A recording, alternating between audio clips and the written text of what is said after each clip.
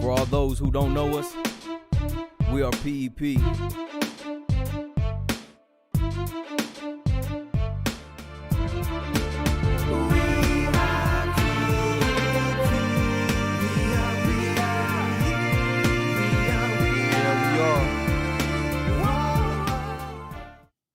Good evening, good evening, good evening. Welcome to the 18th episode of Fresh Start Live with Fee and Pat, where the motto is, stay ready to keep from getting ready. I'm Pat. And I'm Fee. All right, fellas. So today we have a very special in-house guest. And we also have a very unique topic. So our topic today is PEP working with less than 10% and more than 90% of the prison population. What is that, you ask? Because that's the same question I ask. So we'll let Fee explain that a little bit to us. Okay, so I guess it would be easier saying we're working with 100% prison population, but that wouldn't create a discussion today, right? So 100% of the population, which cover men and women, but making a distinction is women only make up less than 10% of the population, men making up more than 90% of the population. Okay. So we always have questions about, do you work with women? Right. So and that's something that we always answer when we're talking about how our success rates are. And then they always challenge us, you ever thinking about working with women? So this episode is specifically answering all of those questions. Y'all heard it. We're answering that question. So today we're going to talk about women, but not in the context that you may think. So thinking about when we started to work with women in PEP, was that something we just came in and say tomorrow we start working with women, or was there a process? So it's with us in programming, we hear the question. Right? We have volunteer coming in and ask the guy work with women. I'm pretty sure our development team or CEO, they probably bombarded with a lot of those questions. So that question kind of arise in close to the end of 2016 and started in 2017. And so it was a request that we need to do some research on it to see, can we run PEP for women? Right. So we spent almost the entire 2017 doing research. I remember you went to Tennessee to do some research. How was that like? That was interesting. I think when I really realized that we were serious about working with women, I think one of the first things I had to do was research in my brain and get it out of my brain that I don't want to work with women and think about, okay, it's bigger. But I think when we started to do the research, going to Tennessee, spending a couple of days inside prison with them, it was different. Mm-hmm. It was different in that even though I had been incarcerated with men for so long, the whole demographic being around them, it's like the energy was different. Mm-hmm. And what I mean by that is, it's like with men, if you go to hear and chatter, they're just chattering. Mm-hmm. With women, they start chattering. There's a fight going down. Uh-huh. So that kind of stuff. Witnessing that, and it was just a different vibe. But also, it was more cliquish. Uh-huh. In women with in the 2 days that we was at it than I had seen to that point with men. But You did some survey with a woman at the Tennessee. What did you find out? That the need wasn't much different, because I think going in, we automatically kind of took on the mindset that everybody else had, that there was a lot of trauma. They need help with trauma. They need this. But I think in doing that survey, what that survey said was trauma wasn't the issue. They needed services. They needed, options. I think, if I remember correctly from the survey, it was like more of them who were formally educated than men. But we also, I think one of the things we realized also is the provider and the caregiver aspect. Yeah. you know. So at the end of the research, we put together and we proposed, PEP curriculum will work with the woman. population. We have 15 years, I've been 12 years at that time. No, we have about 14 years experience at that time. You know, whether from curriculum, how to run the class, how to run the program, reentry, and all of that. But we have 0% experience working with women. So that was like a really unknown for us. And, you know, we didn't really want to make that step. Yeah.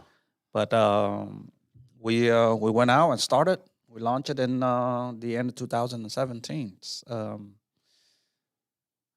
How was that first day like for you? You remember anything? The first day of class, first day of recruiting. The first day ever. So the first day ever, it was different. And what I said in my mind is, I wonder if this is how women feel when they come into a men's prison. Because first of all, everywhere you go, everybody's looking.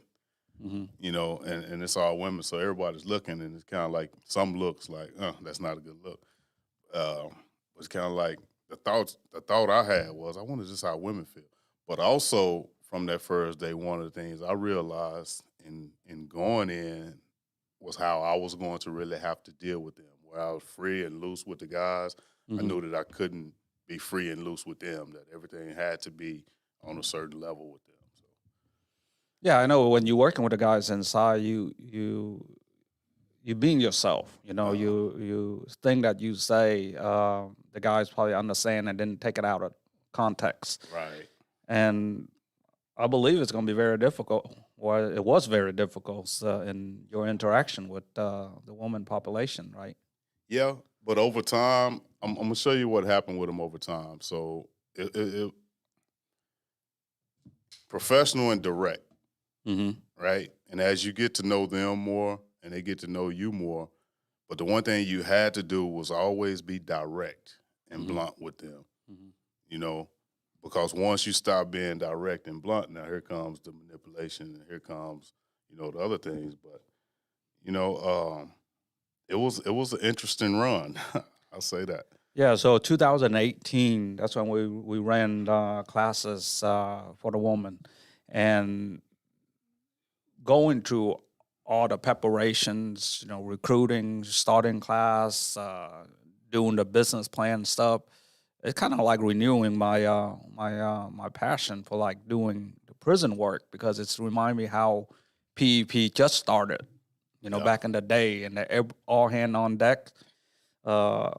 I rarely have a one-on-one communication with you in person. We always on the phone. On the You were phone, Email, driving, yep. and it was like it's really hectic. You know, you how much time you spend on the road during that time? Probably 60% of my time. Yeah. I remember one day I did. What was the schedule like? So I was at Lockhart Tuesdays and Thursdays. I still was at Cleveland 2 days a week and had to make a day for Estes. So I remember the day I did You forgot something. We were also at Gib Lewis. Yeah. I remember the day I did I call it the Buckets trifecta.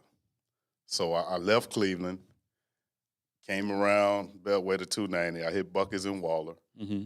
Then I hit Buckets in Giddings. Then I hit Buckets in Bastrop. And then coming back from Lockhart, I hit Buckets in Luling. And then I hit Buckets in Katy. Yeah. And I was boom, yeah. But, it was a lot of driving. Yeah, and in retrospect, that was not a very good use of your time. You more of a relationship, person. You dealing with guys. It's not like you answering their question, but it's like you listen to them. Yeah. So by you sitting up in your vehicle the whole time, that's what not a very good use of your time. Right.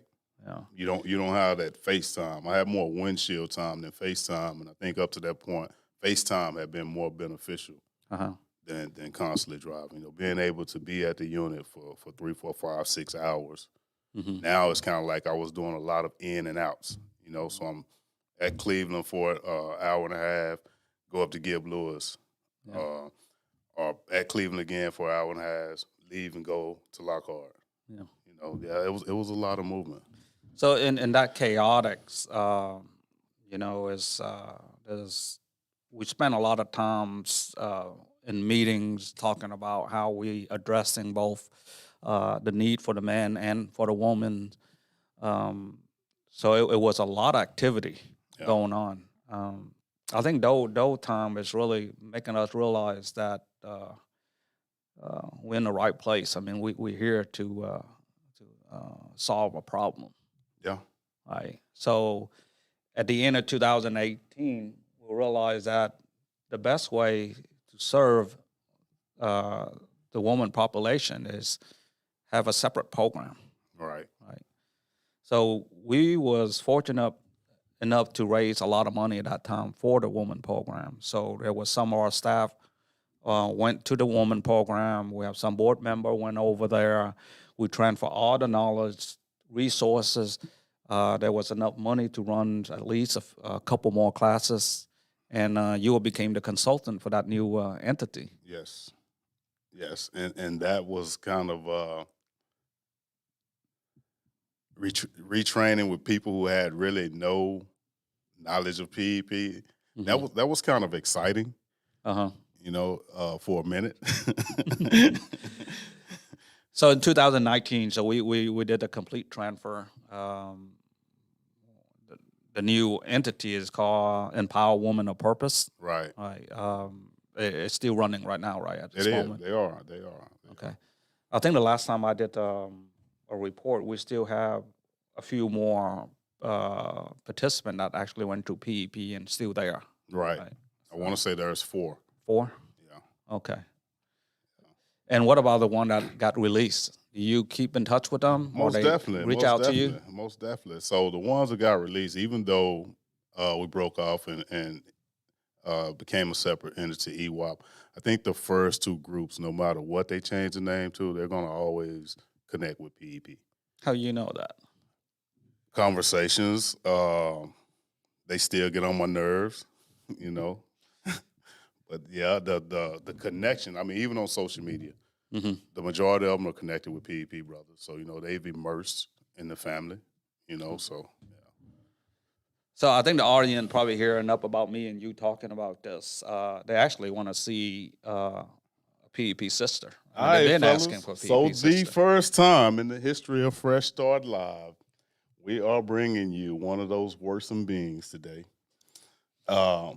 This is special because she actually traveled a little bit to come and be with us today. So Christina, come join. Many of y'all know her because y'all connected with her on social media. Hello. All right, don't be nervous. I am very, very nervous. You have to come closer to the mic. You got a little voice. How was your drive? Nerve-wracking. Yeah, I ran into a lot of traffic. I'm sorry. It's okay. All right, welcome to the show. Well, thanks for having me. Well, thank you. We Patrick reminded me that we've been doing this for almost 4 months now, and I think within the first few weeks, I think the best show that we're gonna have is when we're gonna bring in a PEP sister. You think so? And I planted to see with her then. Okay. I was like, what if, and it's like, no, I don't want to do this. Yeah. But look at where she at. So Okay, guess we if have we're we have used a to few it. questions. This is just relax. I mean, this is it's all we're all family. So I mean, not we all the questions. It's just whatever we have in mind, or you can share anything you want with us or with the audience. We use this videos for the inside also, the guys inside watching it, and then a lot of time we touch on topic that kind of edify them, give them hopes when they're coming out. All right, so you want to ask a question first? sure. So what was prison like for you as a woman? It was a test, but I used it to better myself and give myself a better future, like just kind of rebuild myself and make a better version of myself. And PEP really, really helped me with that. When I got out, it was like I had a brand new mindset, and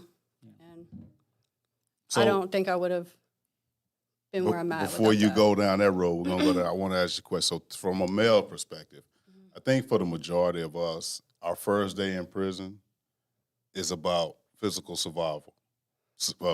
Physical survival. Who I'm going to have to beat up, who's going to try me. Is it the same with the women's prison, or is it more mental? Well, for me, it was mental, but I think it is a physical thing too. I was really, really worried about having to fight my way through there at first, but then I decided that I was just going to focus on me and do what I had to do to better myself to get out of there. You know, a few of the things that kind of like shatter our normal belief is a lot of people say, you know, woman prison is very depressing. There's not enough program in there. There's not enough volunteer would go there because there's only represent 10% of the population. But when that's what we heard. And then when we showed up at Lockhart, it was a surprise. There was a lot of education. There's a lot of things going on. So whatever we believed before, it's not true. You know? Yeah. I was blessed to go to Lockhart. They had nothing but programs. You know, I stayed in one after another, just staying busy. And then they had the HVAC company, you know, where we could work and make money. So. You made money? Yeah. You still got it? No. Oh, I'm just gonna. Is that where, what her name's, the one where the kid went to Austin and went to work with HVAC? That's where she learned it from? Alicia, yeah. Okay. Yeah. So Lockhart is the only unit that you've been to? Well, I did intake and then went straight to Lockhart. Yeah. Okay. So the other units were different, the transfer facility or something like that? Yeah. It was a little bit. Yeah. How was that like? Just give us a little glimpse of it. I mean, they were just really disrespectful, and it was not sanitary, you know, constantly in your face, trying to, you know, provoke you, and it was horrible. You know, calling you out your name constantly, and it sucked. So two things I identified in working with you ladies at the unit, and I think I've said this to several people. Correct me if I'm wrong, but the first thing I identified was that it was very cliquish. Yeah. You remember what I did with y'all class? Yeah. And that was probably the best thing you could do. Yeah. So we set up barriers and boundaries in their class. Their class used tables because without the tables, they kind of like, no, let's put the tables up and use tables. The second thing I noticed, and I tell people this all the time, on the men unit, we were just talking about it a few minutes ago. On the men unit, you hear a lot of boom, no bumping and blah, blah, blah, blah, blah. But with the women unit, what you heard 2 or 3 bumps, and then you heard a lot of bumps. And I was like, wow. When were you first heard about the prison entrepreneurship program? I was in Lockhart, and I was actually in a class. Vicki Combs, she was in my changes class, and she was telling me about it, and she had her paperwork, getting ready for her business plan presentation, and I was really interested in it, you know, because I've always had like a hustling mindset and always found a way to make money, and I knew that would be a way to use what I've done before and my mind and, you know, do something right instead of, you know, getting out and making money the wrong way. So that's why you applied? I wanted to do something, yeah. I needed help. What was the PEP experience like for you? Because I've told the guys in the unit since we started working with y'all that they were wimps. What was it like for you? It was very emotional, actually. The first event, seeing all the volunteers coming in and, you know, everybody who was investing their time in us and everybody that cared, like, that said a lot. Like, I cried for the first 2 events. And I'm not, like, you know, the sissy girl, but, yeah, it was really emotional. So you were in there the whole time when we started, when it changed the name to EWAP, and you were still in there. How did you feel about that from the inside? Well, I mean, it was a little disappointing, but at the same time, you know, y'all been doing this for the men for a really long time, and I can understand if y'all, you know, weren't ready to take on women. That's a whole different ballgame. But the fact that everybody took their time out to start another program, like, that said a lot. You know, that was really cool. You know, y'all didn't just leave us hanging. Y'all made sure we had something. So. And I see that when you get out you connected with a lot of PEP's brothers, and I see one post that you put up there, and I told Pat, I say, if we ever have a chance to hire a PEP sister, I know who it is. Aw, Remember thanks, you guys. that post that you put about sweet name and Yeah. how you own it? Yeah, I think that's literally like 100 of PEP guys respond to it. Yeah. And even the guys that had we have the most problem with owning the sweet name actually went up there and posted on it. So That that was was a cool. surprise. yeah. So I think you have a gift to pull something out of, people that, they kind of vulnerable about it. Oh, I So appreciate I think that. that you have a really good gift in that one. Thank you. So you still connected with your sisters? Yeah, I just got off the phone with Mia. She said, "What's up?" Mill's here, right? Mm-hmm. Okay. So she's got one sister. Bad influence, bro. Bad influence. Turbo. Oh my God, Turbo. Bad influence. So they like to jug at me, right? Mm-hmm. And I just be minding my own business. And they just like to jug at me, bro. But I'm gonna get them. So I think this is the question that you already answered, but you can see if you can go in a little bit more specific. Is there anything that you learned from PEP that you apply in your daily life? A lot of things I learned. How to believe in myself for one, and I learned a lot of things about safe people and toxic, characteristics, and I'll catch myself to this day trying to do something toxic, and I'm just, I play it through my head, and then I correct my behavior, So I know that you're plugged in with some brothers and sisters with a ministry that you guys doing. But I guess in thinking overall, how can the PEP community or the brotherhood support the PEP sisterhood? Oh, I don't know. Good question. I don't know how to answer that Other question. than dating, stay out their inbox. All y'all got cooties. Okay. I mean, just, encouraging each other and lifting each other up, just try to engage with each other. And Do see you if know there's any of anything. the PEP sisters have started a business already? Mia's working on it. Mia is working on it. I can't think offhand anyone else. I do know that I talked to a couple people that were getting into something, but I can't remember who it is for the life of me right now.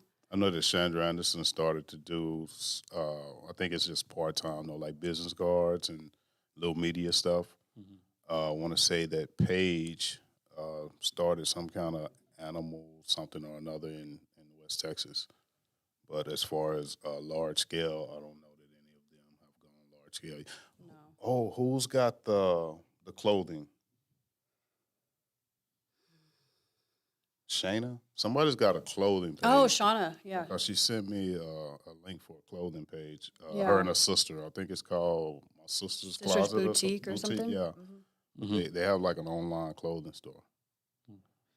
Oh, you still keep in touch with EWAP? Yeah, I'm actually part of the steering committee for the outside. And this month, at the end of the month, I get to go ahead and fill out my volunteer stuff to get back into the prison. So I think that's where you can connect things or network with that. If there's any need arise or something like that, just feel free to use our network. Yeah, that's all we're absolutely, here I for. do.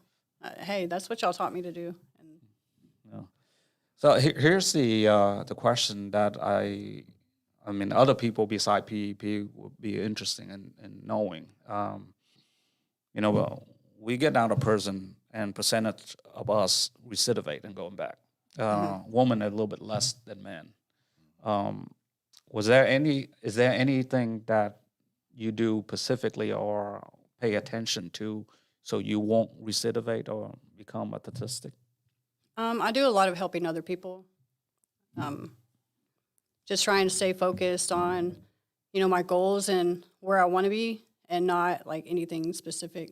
Like you can nobody's life is perfect, but if you start focusing on the little bitty things that aren't right now instead of looking at the bigger picture, it can be easy for anybody.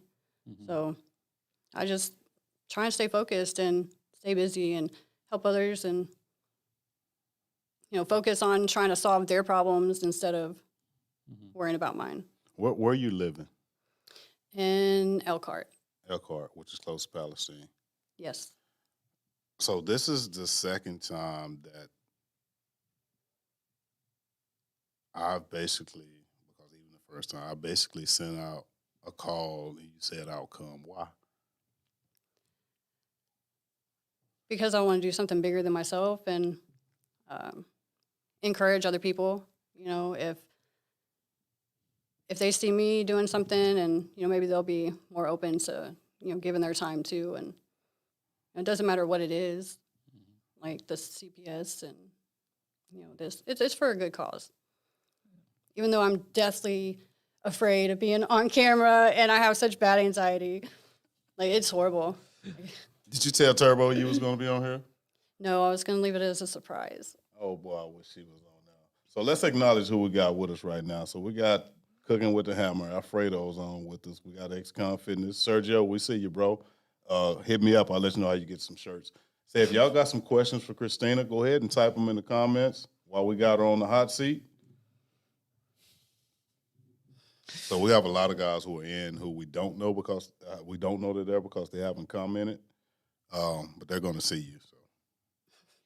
All right, so we're taking this recording inside the unit for the guys inside. Is there any encouraging word you want to say to them? They currently go into the business plan competition right now. So a lot of guys go into the pitches, presenting. Some of them probably nervous like you are right now. So any encouraging word you have for them? Don't overthink it. Just get up there and do it. That was one of my biggest problems is overthinking it. And I'm kind of glad I was running late because I didn't have time to really overthink it, But from there to here, like it's still, I couldn't breathe for a second. But yeah, I feel your pain, but it's only going to last a minute. It'll be over before you know it. Just get up there, do it, and do your best. One of your sisters say, get out there, sister. Oh, that's Max. Max said, get out there, sister. Get out there, sister. I'm glad that you joined us. I'm really glad that you accepted, even though this is an uncomfortable space for you. And I just want to tell you in your face, watch the company you keep. Watch how y'all talk on my name. They play with my name, fellas. We're not scared of you. I wear this proudly. So Precious. Did you have a sweet name, or what did they give you? It was coconut.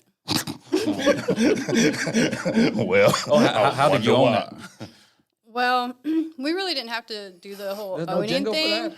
so bad, but everybody said it's because I was hard on the outside, but once you get to know me, I'm all sweet or whatever. But I was thinking something else, coconut. hard head. Yeah. That's funny. So, is there anything you would like to talk about before we? Not really. I mean, if you have a question, I'll answer it, but off the top of my head, no, I'm too nervous to think of anything. So I think we've just about covered everything. No questions from the guys yet? Thanks for sharing. Get out there, sister. Normally we have a lot of guys comment on here. I think they kind of shy today. Oh, they nervous too. Okay, They nervous. Okay. You making them nervous. That's cool. And they not even in the studio. Y'all get out there. All right. Well, thank you very much for coming here. Thank you all for having 2-hour drive, 3-hour drive. So thank you very much. It was a 3.5-hour drive. Okay. Well, really appreciate it. So when y'all see her with her T-shirt on social media, y'all ain't got to ask where she got it from because I'm gonna pay for it. We're gonna get her T-shirt out of appreciation for us, and she gonna be able to rep those wings to a certain extent. But so what we do at this segment of the show, since we kind of changed things up today, but we're gonna keep our Starbucks quiz. You can't answer this. Okay. PEP staff, y'all can't answer this. Yeah, they can answer this. Okay, they can answer this. Except for Edison. Ed can't answer this. So the question is, and you're going to have 5 seconds. That means Pat is a chocolate coconut there. All right, Max. So how many groups of women did PEP work with? Is she doing e-school tonight? Oh, boy. So how many groups of women did PEP work with?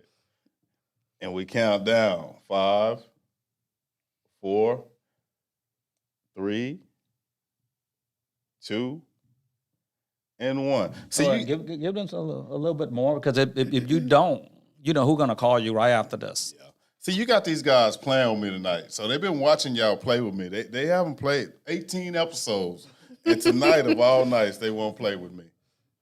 That's hilarious. Wrong. All right, fellas. Come on, Alfredo. I know you got the answer. You always have the answer, remember? Nobody. Not even Max won't take a shot. Can I answer So it do now? you know, Christina? 2. Okay. 2.